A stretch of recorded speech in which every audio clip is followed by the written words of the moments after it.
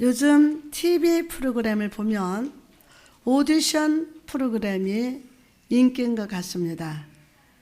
노래 재능을 가진 많은 사람들이 가수의 꿈을 품고 도전을 합니다. 프로그램을 보면 유명한 가수나 이 제작들이 도전자의 노래를 듣고 그 도전자의 단점과 장점을 정확하게 파악하고 어떻게 해줍니까? 지적해주는 장면이 나옵니다. 이 지적을 잘 듣고 단점을 고친 사람은 더 높은 단계로 올라가고 단점을 넘어서지 못한 이 사람들은 탈락의 아픔을 맛보게 됩니다. 그렇죠? 오늘 말씀 속에 보면 예수님께서 에베소 교회에서부터 라우디게아 교회까지 7교회를 바라보시고 그들의 믿음과 행위를 점검하시는 모습이 나옵니다. 주님은 각 교회를 날카로운 시선으로 바라보시면서 칭찬할 것은 칭찬하시고 책망하실 때는 아주 따갑게 질책을 하셨습니다.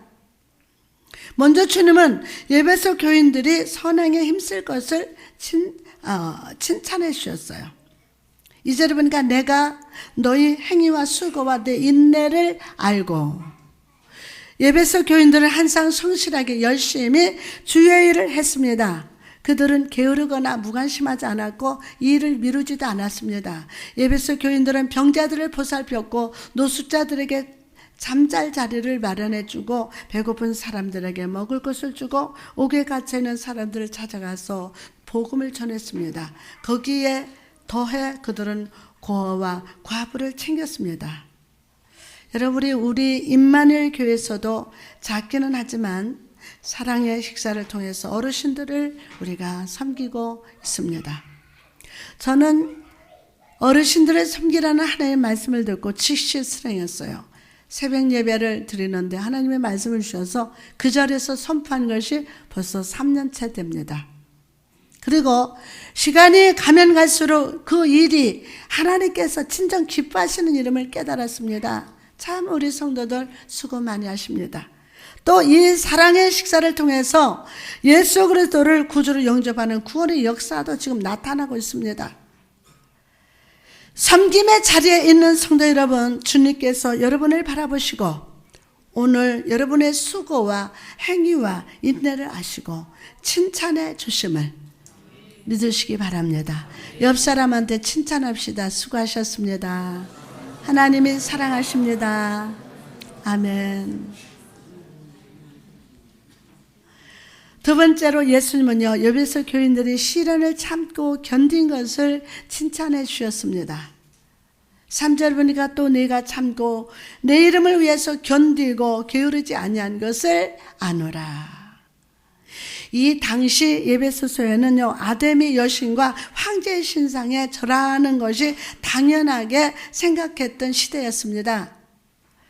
그러나 에베소 교인들은요, 아데미 여신 앞에서나 황제 신상 앞에 절하지 않았습니다. 절하지 않았어요. 오직 예수 그리스도만이 그들의 주인이 되시고 섬길 분이 되심을 믿었기 때문입니다. 그러나 그 결과로 에베소 교인들은 사람들로부터 비난을 받고 경제적인 불이익과 박해를 당했습니다. 하지만 에베소 교회는 이 모든 박해와 비난을 예수 그리스도를 의지함으로 견뎌냈습니다. 누구를 의지함으로? 예수 그리스도를 의지함으로 잘 견뎌냈습니다. 그리고 주님은 그런 에베소 교회의 인내를 칭찬해 주신 것입니다. 세 번째로 예수님은 에베소 교회가 거짓 진리를 선포하는 자들을 영적으로 분간하고 물리친 것을 칭찬해 주셨어요.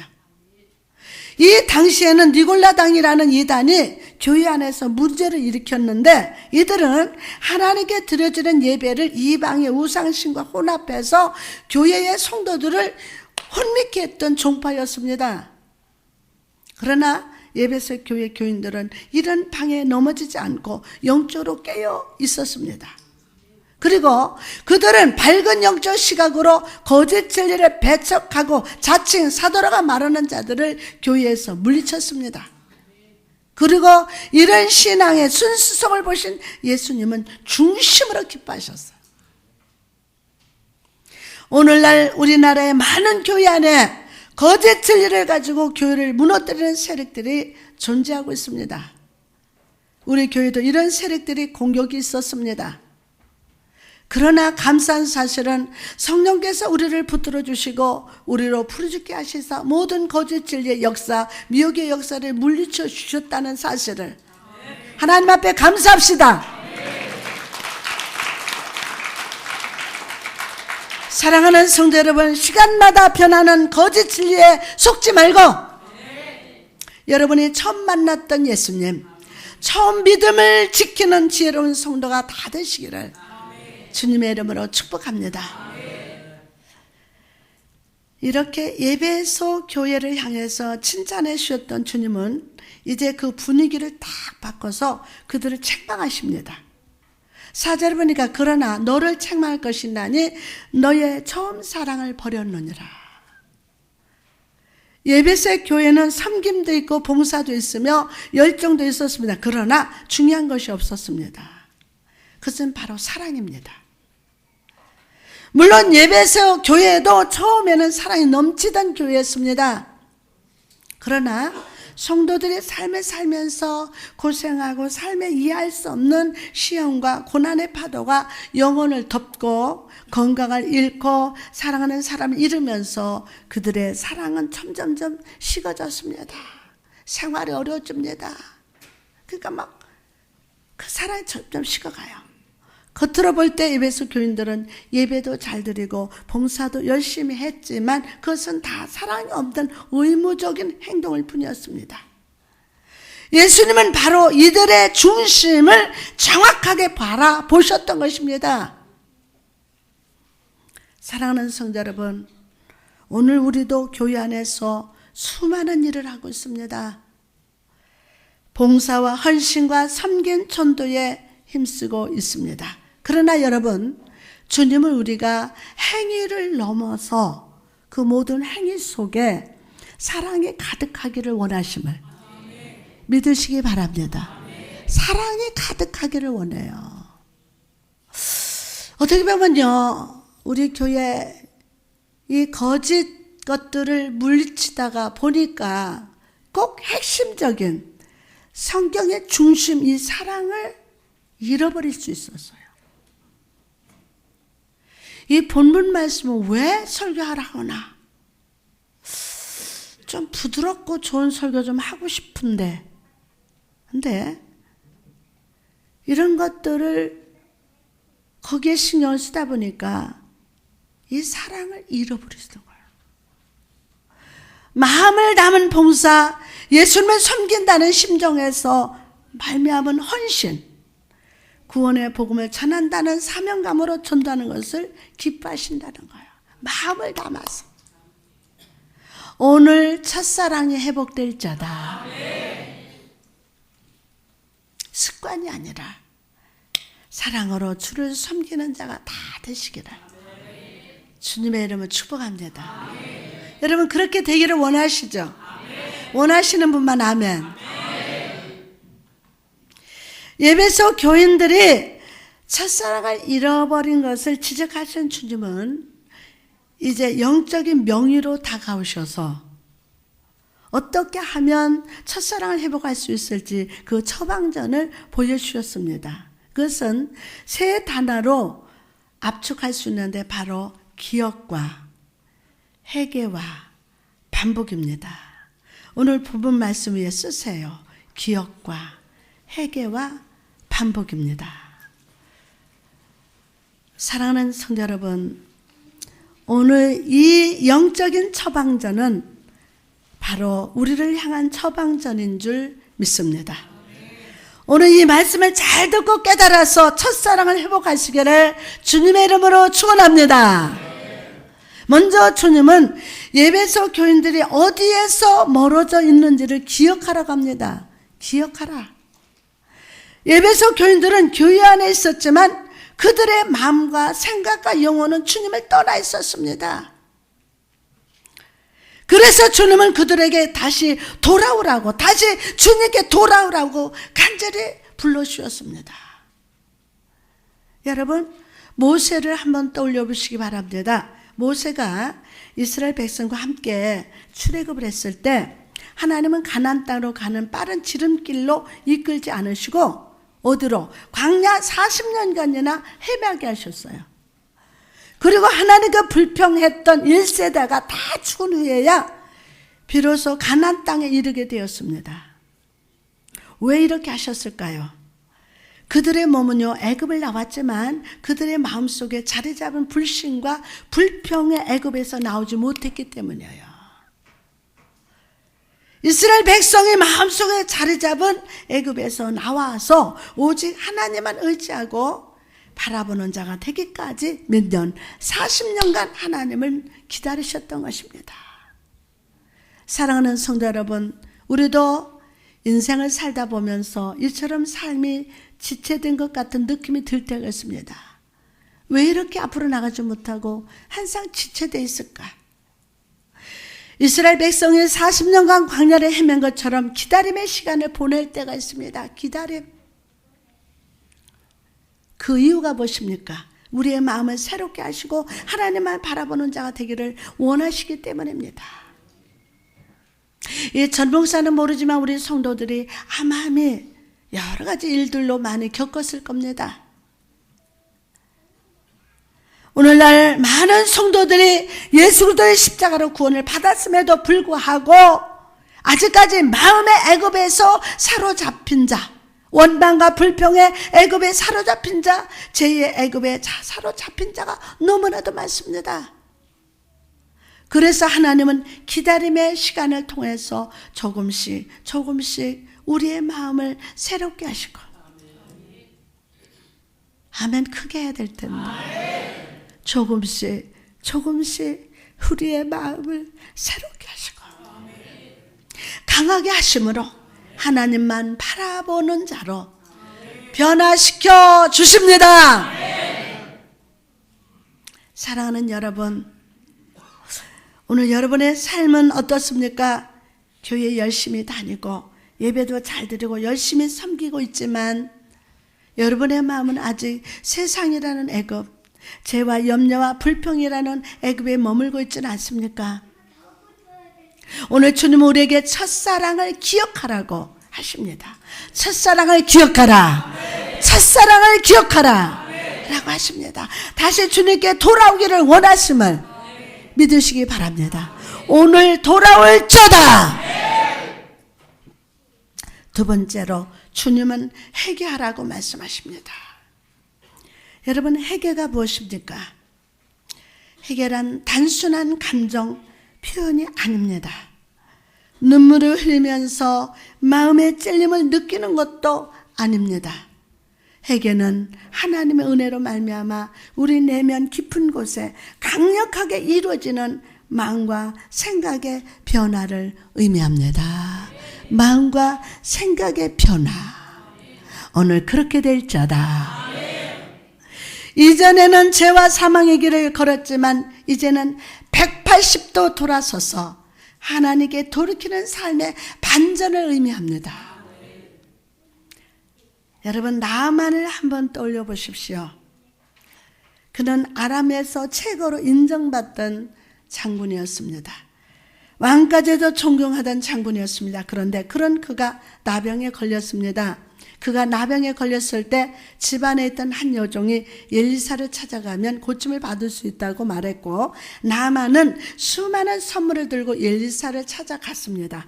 엘리사가 있는 곳에 거의 도착했을 때 엘리사의 종이 나와서 나아만에게 요단강으로 가서 몸을 7번 씻으라고 했습니다. 이 말을 들은 나아만이 어떻게 반응했습니까?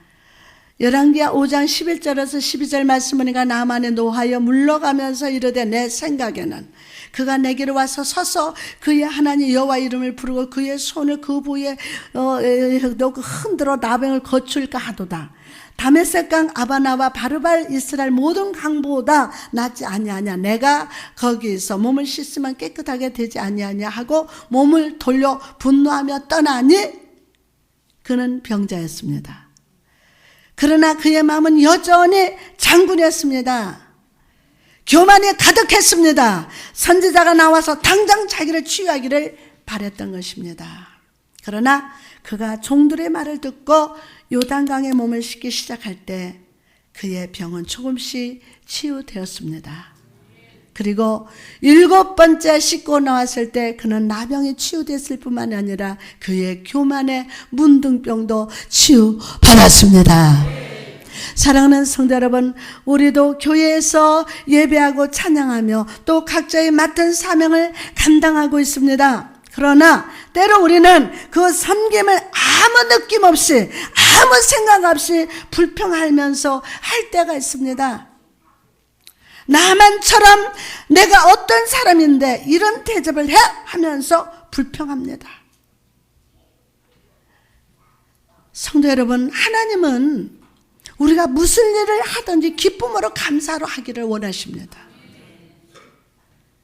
그리고 우리에게 기다림의 시간을 주심으로 우리 마음을 씻어주시고 우리 마음에 자리 잡은 원망과 불평과 감사하지 못함이라는 문둥병을 씻어주심을 믿으시기 바랍니다. 오늘 우리 다 씻김을 받읍시다. 나만은 기적 안에 있었습니다.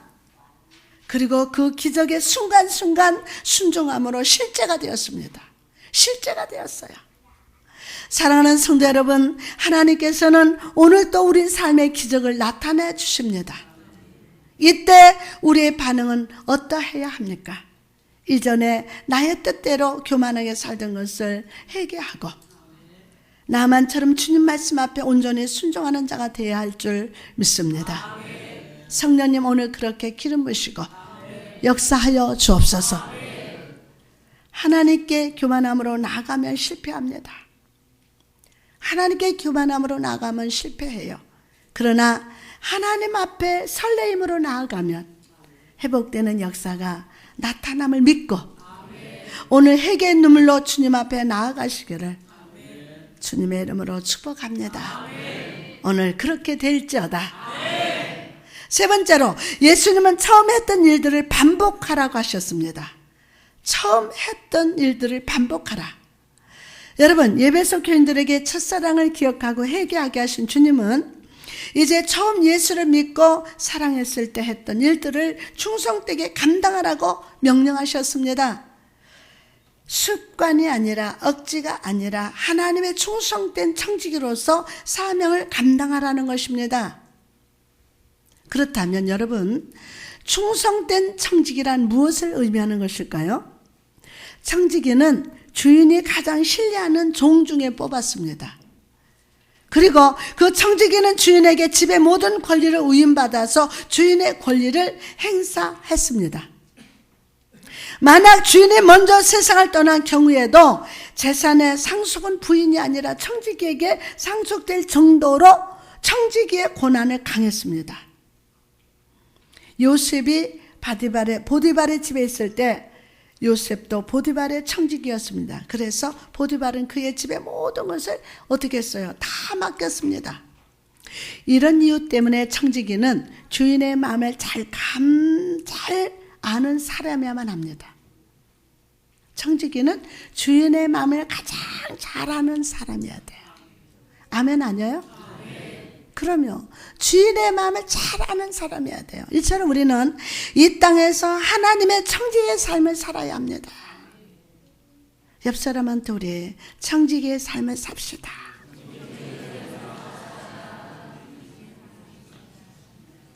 하나님의 종으로서 하나님의 권위를 위탁받은 자로서 하나님의 마음을 가장 잘 알고 순종하는 삶을 살아야 한다는 것입니다. 정말 이 자리에 서 있는 저 자신을 한번 돌아보게 됩니다. 진정 내가 하나님의 마음을 알고 순종하는 종인지, 하나님의 종으로서 하나님의 권위를 위탁받은 자로서 하나님의 마음을 가장 잘 알고 순종하는 삶을 내가 살고 있는지. 여러분, 예수님을 보시기 바랍니다. 예수님이 이 땅에 육신을 입고 오신 이유가 무엇입니까? 우리를 죄와 사망에서 구원하시기 위함도 있지만 그분의 삶을 통해서 육신을 가진 우리가 하나님 앞에 어떻게 반응해야 하는지, 청지기의 삶을 무엇인지를 보여주기 위해서 오신 것입니다. 요한복음 17장 1절에 보니까 예수께서 이 말씀을 하시고 눈을 들어 하늘을 우러러 이르시되 아버지여 때가 이르러 싸우니 아들을 영화롭게 하사 아들로 아버지를 영화롭게 하옵소서. 아멘. 예수님은 이 세상에 사시면서 수많은 말씀과 기적과 치유를 행하셨습니다. 그러나 그것을 하신 이유는 오직 하나, 하나님을 영화롭게 하는 것이었어요. 하나님을 영화롭게 하는 것. 그러므로 여러분 오늘 충성된 청지기가 되시기를 바랍니다. 주님께서 나를 가장 신뢰하고 나에게 물질과 능력과 재능과 지혜를 허락하셨음을 믿고 오늘 또 나의 만족과 유익이 아니라 주의 마음을 기쁘게 하고 하나님을 영화롭게 하는 성도가 되시기를 주님의 이름으로 축복합니다. 할렐루야. 교회에서는 여러분 장사해도 안 돼요. 나의 유익을 위해서 무엇을 구해도 안 돼요. 서로가 서로를 하나님 앞에 구하는 것이다. 아멘. 그러면 오늘도 나의 만족과 유익이 아니라 주의 마음을 기쁘게 하고 하나님을 영화롭게 하는 성도 여러분이 될 줄 믿습니다. 아멘. 다 원하시죠? 원하시는 분만 더 크게 아멘. 할렐루야.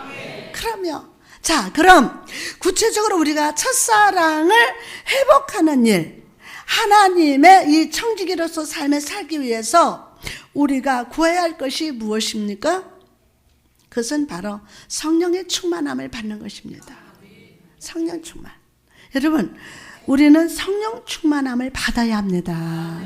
꼭 받아야 합니다. 성령의 충만은 추상적이 아닌 실제적인 축복이며 우리의 삶을 다시 소생시키는 능력이 됨을 믿으시기 바랍니다. 오늘 성령 충만함을 받아서 여러분의 삶을 다시 소생시키는 능력 받으시기를 주님의 이름으로 축복합니다. 성령 충만은요, 초대교회 사람들에게 있어서 능력의 근원이었습니다. 선지자 이사야는 이 성령의 역사를 이렇게 예언했습니다. 이사야 28장 11절에서 12절을 보니까 그러므로 더듬는 입술과 다른 방언으로 그가 이 백성에 말씀하시리라. 전에 그들에게 이르기를 이것이 너희의 안식이요 이것이 너희의 상쾌함이니 너희는 곤비한 자에게 안식을 주라 하셨으나. 아멘. 할렐루야. 성령의 충만함이 임할 때 그 충만이 나로 안식을 누리게 하고 오늘 충만 받을 자다. 나로 하여금 뭐가? 안식을 누리게 하고 나의 마음과 영혼을 상쾌하게 하십니다. 그렇다면 성령 충만을 받아야 할 사람은 누구입니까? 누구예요? 첫째로 리더로서 서 있는 사람들입니다. 여러분 각자 리더인 줄 믿습니다. 나 개인이 누가복음 24장 49절에 보니까 볼지어다 내가 내 아버지께서 약속하신 것을 너희에게 보내리니 너희는 위로부터 능력 입혀질 때까지 이 성에서 머물라 하시니라. 아멘. 주님은 지금 3년 동안 주님의 말씀을 듣고 주님의 기적을 함께 본 제자들에게 새로운 성령으로 충만을 받으라고 말씀하십니다. 이처럼 성령의 충만은 강단 위에 서 있는 저부터 받아야 합니다. 할렐루야. 저부터 받아야 돼요. 성령 충만을 받아야 돼요. 여러분 한 사람 한 사람이 오늘 성령 충만을 받아야 안식할 수 있습니다. 유쾌하게 살 수 있습니다. 여러분 인생은 여러 가지 시험과 고난과 환난이 우리와 함께 가고 있습니다. 그러나 성령 충만의 능력을 받으면 유쾌한 날이 오리라. 아멘. 이 땅은 우리 인생들이 너무나도 안식이 없습니다. 그러나 성령 충만을 받게 되면 안식할 수 있다. 할렐루야. 그러면 이처럼 성령 충만은 강단 위에 서 있는 전 목사부터 받아야 돼요. 목사가 성령으로 충만하고 교회 안에서 섬김의 위치, 리더의 자리에 있는 모든 사람이 위로부터 능력을 충만히 받아야 할 줄 믿습니다. 우리 안수집사님들, 장로님들, 권사님들, 집사님들, 우리 성가대원들, 교사들 다 리더입니다. 오늘 성령 충만 받을 저다. 성령 충만 받지 않고는 2013년을 또 무능하게 살 수밖에 없습니다. 성령 충만의 능력을 받아야 우리는 어떤 위치에 섰든지 리더의 삶을 살 줄 믿습니다. 성령님 역사하여 주옵소서. 이제 곧 2013년 우리 임마누엘 교회 섬길 사람들이 세워지게 됩니다. 어떤 계획을 세우기 전에 어떤 능력이 있는지 내세우기 전에 먼저 성령 충만을 받을 자다. 큰 두 번째로 큰 축복을 받은 사람입니다. 마리아를 보십시오. 그는 예수님을 잉태하고 낳는 큰 축복을 받은 사람이었습니다. 예수님을 품고 안고 30년간 함께 지냈다는 것이 얼마나 큰 축복이겠습니까? 그러나 그런 마리아도 성령 충만이 필요했습니다. 사도행전 1장 13절에서 14절 말씀하니까 그들을 유하는 다락방으로 올라가니 베드로, 요한, 야고보, 안드레, 빌립, 도마와 바돌로메, 마타와 및 알페의 아들 야고보, 셀레민, 시몬, 야고보의 아들 유다가 거기 다 있어 제자들과 예수의 어머니 마리아와 예수의 아우들과 더불어 마음을 같이 오로지 기도에 힘쓰더라. 할렐루야.